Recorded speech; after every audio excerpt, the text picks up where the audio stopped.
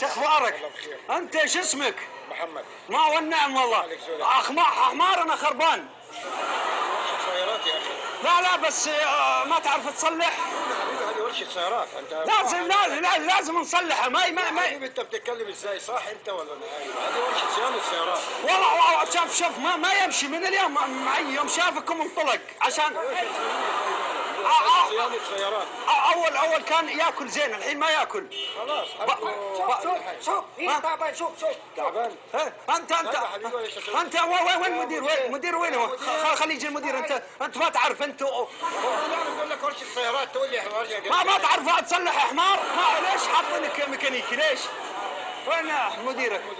السلام عليكم، كيف حالك؟ طيب ما يعرف يصلح حمار ذا.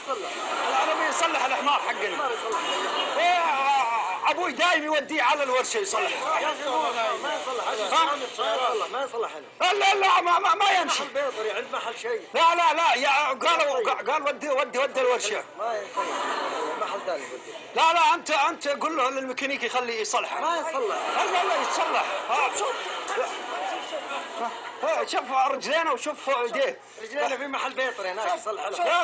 لا بيطري. خليه يفحصه. خليه يفحصه.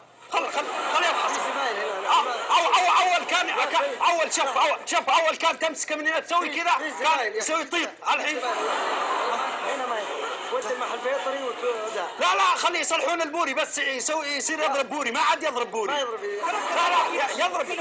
بيلوس. خلاص روح محل ثاني ورشة ثانية. واحدة الخوي سواقني.